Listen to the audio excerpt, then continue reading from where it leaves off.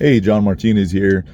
So I've been talking a little bit about strategy. I had a request to talk a little bit more about personal strategy for individuals, especially with the HR perspective.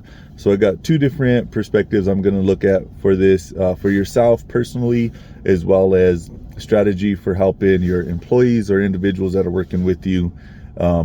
So number one, just going back to what we talked about, what strategy is. It is basically setting yourself up for success, being in position to take advantage of an opportunity when it's available. So for yourself personally, the way that I think about this is I want to do the best that I can to better myself so that I'm able to take advantage of an opportunity when it presents itself. So for example, you're working in a big company or even a small company. Any opportunity that you have to take a class or a training, to go to something that's optional, whatever it may be, do it. And a lot of times people, I think we feel like, we're doing so much for the company and we're, sacrificing ourselves for the company, and you can't really think about it that way. I know I've had a lot of jobs where I felt like I was underpaid and overworked.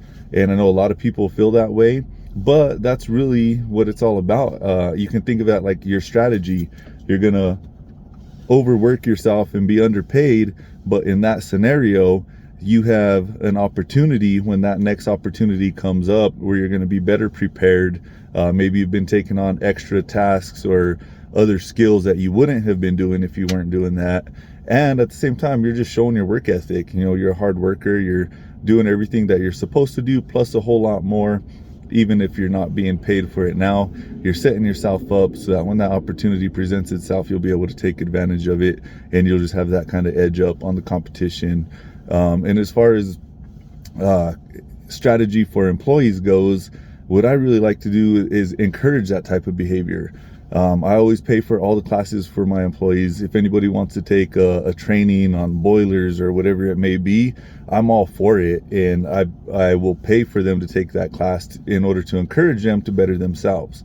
And that's a really good strategy for me as a business owner as well, because I want guys that can do more work, and the more technical and the more skills that they have, the more work that we can take on as a company, and the better we can support our customers, etc.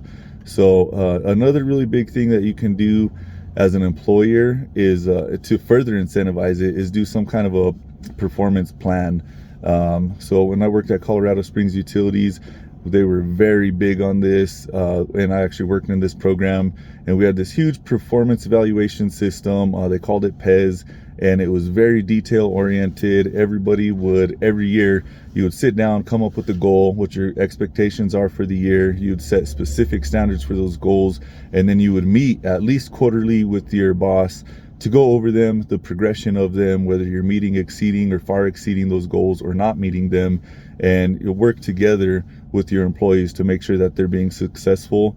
And the really amazing thing to me about that program is, as lofty as these goals were for a lot of people, as long as they were laid out very clearly, they were tracked, and they were sitting down and going over them consistently and making sure they're progressing towards them, for the most part, everybody was achieving the higher end of the expectations for their goals.